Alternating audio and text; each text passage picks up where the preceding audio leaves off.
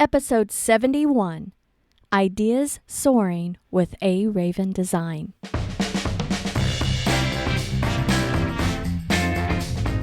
Welcome to the Gayla Scrivener Show. I am so glad you're here today. You're in the right place if you're looking for ideas and inspiration to start and grow your own small business. And just because you're a small business owner doesn't mean that you think small.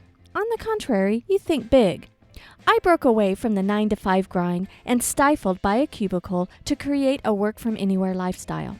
Having the freedom to work from practically anywhere is so cool. But here's the thing though, it doesn't happen overnight and it doesn't happen without work. But all the time and the effort, the learning and the stretching is so worth it. Every week in this podcast, I'm sharing my experiences that I've had in achieving the work-from-anywhere lifestyle. You too can experience wonderful adventure and freedom as you live life on your own terms. Now, a couple of weeks ago, I was in Franklin, Tennessee, attending Ray Edwards' Copywriting Academy Live. And it was an event where I met some wonderful people. And in conversation, the fact came up that my husband Robert and I have a traveling lifestyle.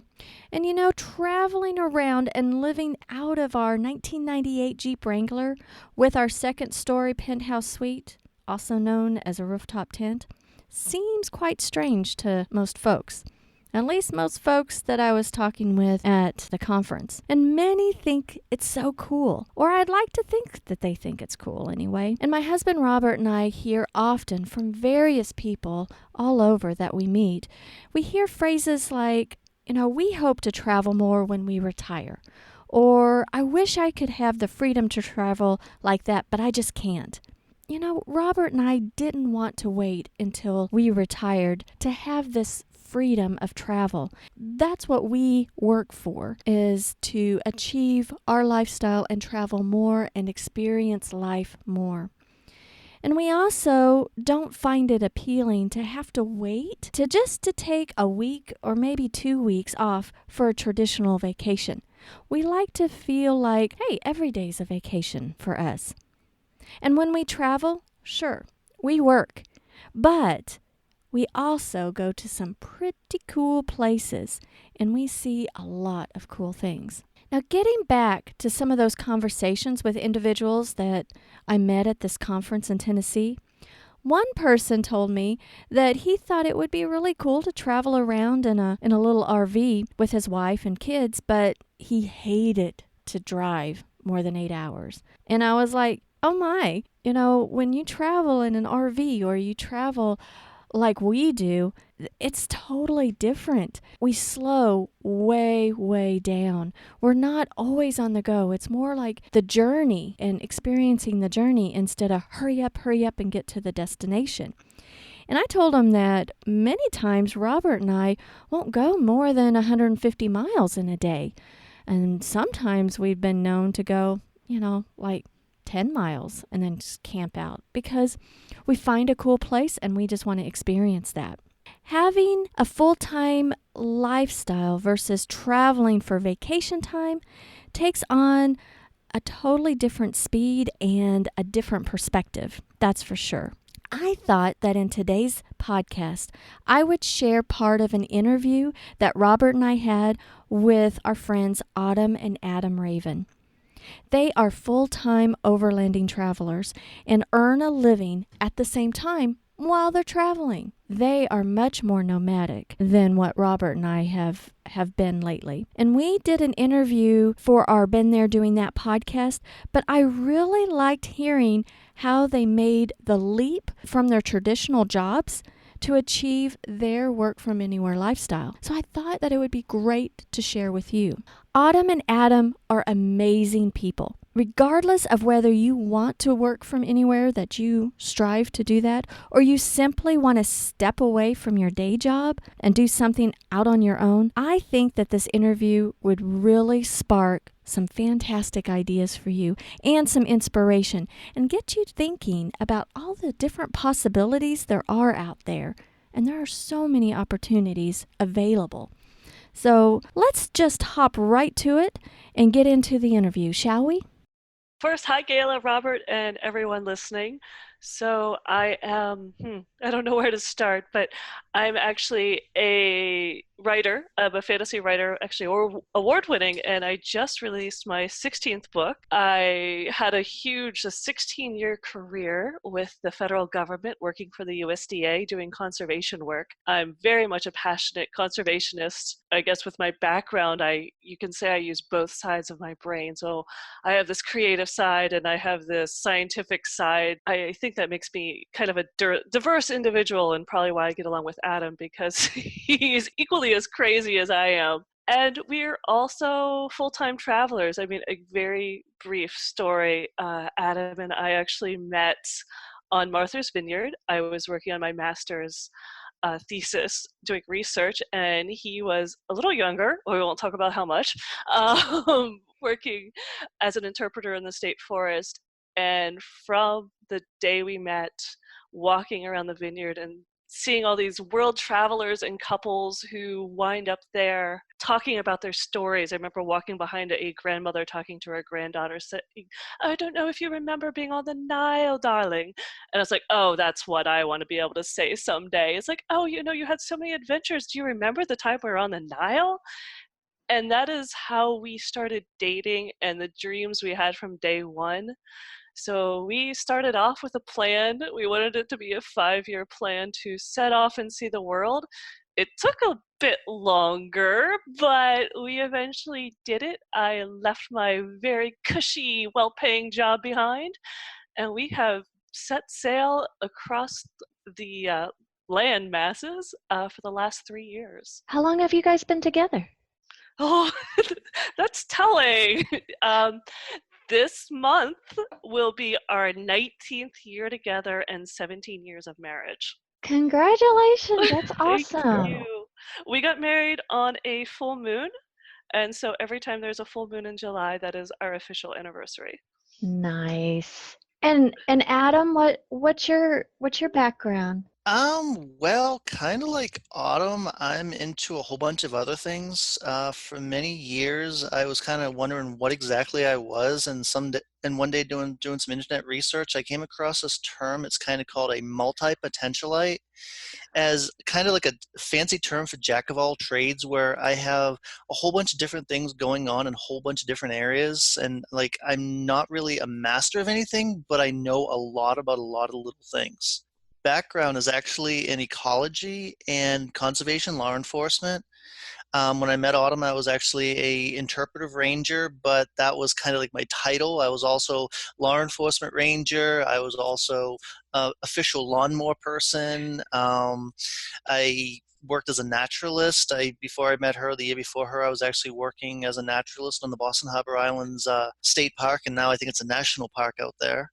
I've worked as a biologist up in Nova Scotia, a boat captain. I was a deputy sheriff for a while. Yeah, I've done a lot of different things like that. I love the outdoors. I love conservation. I really enjoy traditional skills like tracking, both human and animal, a lot of field craft, folk skills. I love some of the stuff that I see Robert doing. It's awesome. I love the leather work. That post that you just put up on Instagram is exceptional. Well, thank you. Thank you. I'm also really, given my background, I'm super passionate about conservation, land use, and generally stopping criminal abuse of public lands.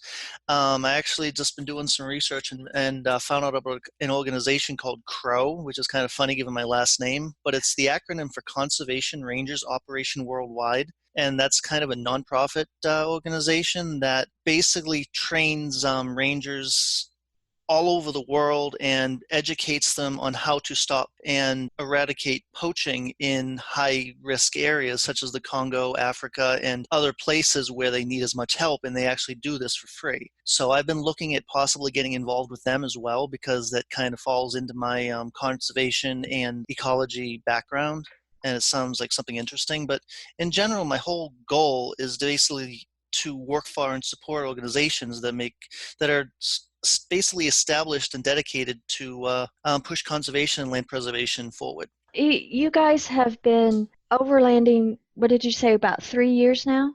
Oh, Yeah, four, three yeah, years. yeah, three, Four? actually four. I thought it was more than that. Well, we started in 2016 was our official launch date, but I mean, we've done some really big trips prior to that. And so when you first met, you knew that a travel lifestyle was in your future. I guess get the stage set to get going.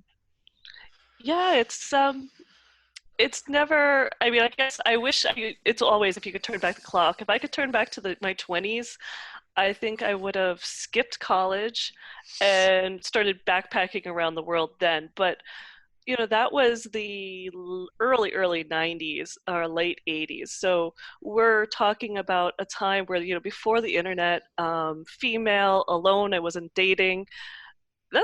And I came from a very protective, very conservative family, so that's just like really crazy to go and do. And I have a very adventurous spirit, but it took me a while to find the courage to be myself, do whatever the bleep I want to do, and find a way to do it. And because of that, I'm kind of put the career first. I enjoyed art, which is not paying very well, and then went back and got a master's degree. So I had a couple of degrees in there, met Adam, fell in love. We had a house, dogs, car, cat, everything that you could What, we call. had a cat? Well, someone dropped it off and then we kind of got rid of Oh, it oh, really oh, yeah, quickly. that's right. Okay, don't skip me like Like that. a day. And yeah, we're more dog people. So we had all of that going on first. And once you accumulate that and you pick up the really good job, it's much harder to disentangle yourself, especially because to plan something like this, to really do it well and not be a crazy 20 something that just believes that you're just going to land on your feet like a cat, you have to, you start thinking about budgets and like medical insurance and how you're going to take care of things and how you're going to actually live and if your parents will ever talk to you again. You don't really care about that when you're like 21. So it really took some time to plan, and it's so easy to put the dream on hold because it's so far in the future. So I could save $1,000 so that we could hopefully someday in the next 5 years go and do this, or we could buy a snowmobile. And we definitely both had the motorcycles, the snowmobiles, the ATVs. Yeah, the It was snowmobile was a awesome. kayaks. We had all the toys, and hap- in a way it paid off because in the end we ended up selling just about everything. We downsized over a period of 5 years, getting rid of 90% of everything we own. I mean, we still have probably a little too much stuff, but we're down to like, do you really want to get rid of your earliest writing samples? I'll probably never look at them again, but do I really want to get rid of my earliest writings and all those other plans I had? So those things are still in storage, but we did sell just about everything. We still have only a couple things left just to fund us to be able to really launch and be debt free and not have to worry about it during our first couple years on the road while we are figuring out how to do this and make a living at the same time. Yeah, and that's key on making a living while traveling. For us, I think there's a misperception that it's like, oh, you get to travel so much, you must be independently wealthy. It's like, no, we make a living, but try to get a work from anywhere scenario going. How do you sustain your travel Um, lifestyle? we are diverse skill set. We have very different. So where we meet, we are very strong, but it's usually because we come at things from different angles, and we have different skill sets, which I think makes us very strong as a couple. We're not stepping on each other's toes very much. But yeah, so I started publishing books in 2012, which I mentioned I'm up to 16 now, and I think there's probably 2 more that'll be released this year, which will make 5 published this year, which that'll be my That's biggest year ever if I crazy. pull that off. Wow. Yeah, the largest year before was 4. And I've also, ever since I started, that was when e-publishing, indie publishing was brand new. There's so much conflicting information about how to do this and how to do this well. So I took all that research, and almost from the second year, I started sharing tips and stuff online, which led into 3 e-courses I have right now. One of them's free. I'm actually working on a 4th one. I've grown my writing business of helping other authors to an actual business and have a partner in Denmark, Jesper Schmidt. So he and I talk weekly developing. We're developing a new course. We have books coming out. It's a huge workload, and it's still growing as all new businesses take time to launch, but it's growing bigger and bigger every single year. We have a YouTube channel and a podcast as well, giving out writing tips. So all of that is, they call it passive income, when you can release writing courses and you have these books, and so you're getting monthly royalties, which is great, but it's really not passive to build. That is such an unfair term. Oh, isn't it though? It It it is is. a lot of hard work to get it to that point. Right, because you can't just live off of what you've done, your laurels. You're constantly building new things where people are not going to hear about you. They'll just get drowned by the people who are doing new things. So we're constantly doing work. But besides that, my first degree, way, way, way, way back, was studio art and English. So I have the writer side of me, but I also have a graphic design side. So I am constantly looking for freelance work, doing freelance work for especially book covers. I mean, I really have a hard niche helping other authors because it's so exciting to help them launch books. I get excited, they get excited, so it's it's win-win. And plus, I've been doing it for so many books. I really have some experience and expertise. So I'm often formatting books for people, telling them how to launch books, get your keywords, what you need to do well in the marketplace, designing book covers. And I mean, I also do, we have launched an entire media platform now called A Raven Design that offers a lot of virtual assistants help with things like your social media accounts, graphic designs, content editing, creating content for your websites. So we're doing a lot of blog posts for other people, some graphic designs for other people, and it really keeps us busy growing that market, reaching out to new people and bringing in some new customers and clients and hopefully keeping them long term. And it's also always fun to add in a few like last minute, oh yeah, I need help, and jumping on those as well. So that's sort of what I've got going on. I've got the passive, that's not so passive income stream, as well as a freelancing gig that's really heavy on the graphic design. You guys have a new website? Is that right? Yeah, we it's the A Raven Design, the graphic design website. Because you do design work and website work and stuff like that, Adam, right? That's some of the stuff I do. I'm actually Autumn does a lot of the design stuff. I do have some experience in logo and media design, and I'm a photographer, and I tend to handle a lot of that stuff. But I kind of, in keeping with my multi-potentialite background, I'm into some stuff that is completely unrelated to anything Autumn talked about. Just this morning, I was actually down in Hagerstown, Maryland, doing an insurance inspection on a smashed vehicle. Wow.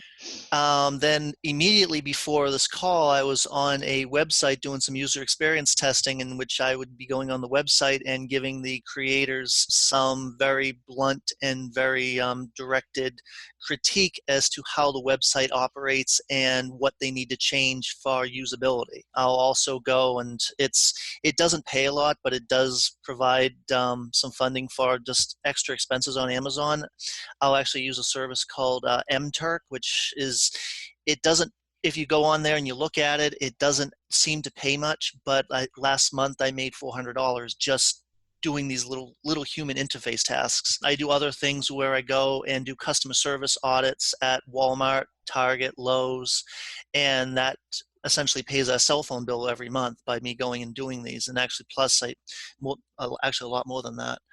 So I'm always on the lookout for all these little contractors. There's actually another job that I've been looking at where basically I'd be going and looking at commercial buildings for real estate surveys, and combining all of these little gigs. Like, we're in now this thing called the gig economy. I'm managing to essentially cobble together a whole bunch of unrelated jobs into one primary job that allows us to build our primary business of A Raven Design. And then also with Autumn, she'll go and she'll acquire different jobs on Upworks. And I've acquired some jobs on Upworks as well to help. And basically we work as a team on all those projects. So I'll do half of it, she'll do half of it. Like we've been doing some blog posts. So I'll go in, I'll spend a whole bunch of time researching, getting all the basic information she would need for a blog post. And then she would write it and make the words pretty. And while I could do everything, it's more effective for me to basically for us to work that way because we can get a lot more done a lot quicker. Well, being a team has Yeah. its advantages. Absolutely. It has advantages while you're traveling. It has advantages while you're working when you can back each other up. And he totally, I was going to say two things. He's totally not giving himself credit on his photography. He's international. He's sold photos internationally. He also has a commercial drone pilot. So we're always trying to find a way of offering that because he's an amazing photographer and needs to take credit more for it. And he's also, despite being a multi-potentialite, I mean, it sounds like he's, all over the place and frenetic, but he's incredibly detail-oriented. Nothing gets past him. I can say that after 19 years. Nothing gets past him for looking at details. Yeah, we did not have a cat. I know that for sure. We did for one day. I have a better memory. But that is why, the user testing and having him, look over websites or, read over stuff before I send it out is so helpful because he usually spots things that most people really would not. I don't know how he does it. We always joke that there's people who, they're stuck inside the box. For Adam, the box does not even exist. The box is used as a tool. That's right. He's standing on top of it. I think he lives in a totally different dimension and universe from most people, which is fantastic because I know how to communicate with him, which is not usually, most people do not know how to actually talk to him. So I'm constantly an interpreter. It gets very challenging and does tend to annoy and frustrate very many people who try to work with me, which has been a downfall in some cases, but it just, I like who I am and I'm not changing. I wouldn't change it either. You boys can communicate very well because I'm usually the interpreter for Robert. Exactly. It's like our role as the spouse. Yes. I send her to the parts store to get parts because I'm too frustrated to go in there. That sounds like Adam so much. And I don't even know what I'm getting, but he won't go in, and I have to be that mediator, I guess. With all the cobbling together of all the tasks, does your family, your friends, do they think that you're crazy for this lifestyle that you? Yes, without a doubt, absolutely. But we've gotten to the point of which I always get frustrated when people say there's no work and no way of making money and they sit around and do nothing. We found that if by us working and constantly fighting and trying to get ahead, we have managed to basically crawl out of some tough positions we've been in, especially in 2019. But by doing that, and we've shown our parents that we are working, we are making money, we are getting ahead, and we are fighting our way tooth and nail to where we need to be. And by having that level of dedication and strength, they have basically given us their support, which has been awesome. That is awesome. And I always look at it, I mean, we're still cobbling together a lot of things because A Raven Design is fairly new and we're still growing it. Just finished up a PDF download targeting authors and social media that I finished, I think, last week. And just got our first, I didn't even tell you, Adam, we have 5 subscribers. So whoa, it's really officially launched and working. Awesome. Yeah. And so it's still growing, but give me a year and I'm hoping that we will be standing on that a lot more firmly. Up until probably a year ago, even maybe less than that, just a few months, beginning of December, we were looking more for outside work. We were working more like long-term contract positions, and we'd even looked at Forest Service. We had looked at a volunteer position that had a monthly stipend, and so would give us sort of a roof over our head. And so we were having more outside work where we were doing businesses instead of working for ourselves and offering a service, we were contracting with other organizations and putting our heart and soul into them.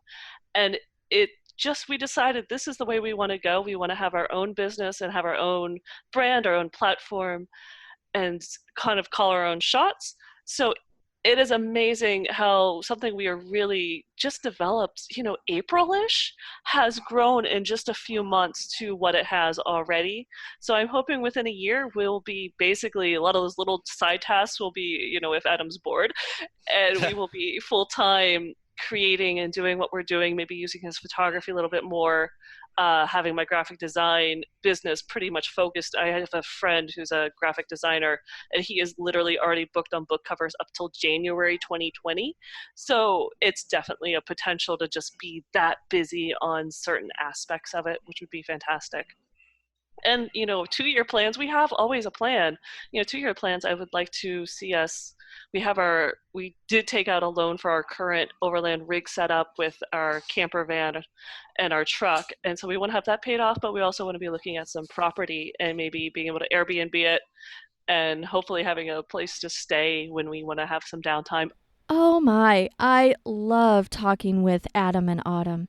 They are so inspiring. And my biggest takeaway from the conversation is that there are so many opportunities to earn a great living and create a lifestyle you desire. You just have to be creative and open to learning new things and listening to other folks and getting those ideas. They've tried working for companies that would allow partial remote work, but just like with Robert and I, that just wasn't for them. Instead, they are totally 100% devoted to growing their own business and working on their own terms. Very much like what Robert and I do. We feel owning and growing our own business is work regardless. Whether we're stationary or, being an entrepreneur, it just takes work. And there are challenges with being an entrepreneur. And there's challenges of traveling. And there's ups and downs. But that's life in general. Whether you have a traditional job, you're going to have ups and downs. Whether you're an entrepreneur, whatever. It's how you react to those challenges and taking a few risks along the way to really live a rich and full life. After that section of the conversation, we got to talking about their travel rig and some of their most memorable adventures. Now, if you want to catch the full episode, it will be available on August 12th on the Been There Doing That podcast. And you can get to it simply by going to BeenThereDoingThat.com. The front page lists all the latest posts, and if you're listening to this episode way after August 12th, then I'll have a link in the show notes. Now, what was your biggest takeaway from the conversation with Adam and Autumn? I'd love to hear from you. How about dropping me a note by emailing me at info@scrivenersolutions.com. That's info@ScrivenerSolutions.com. Now be sure to visit aravendesign.com to learn more about Adam and Autumn, and the links are right here in the show notes. I do hope you enjoyed today's episode, and if you found it helpful, I would be most honored if you would hit that subscribe button. Until next time, have a fantastic week.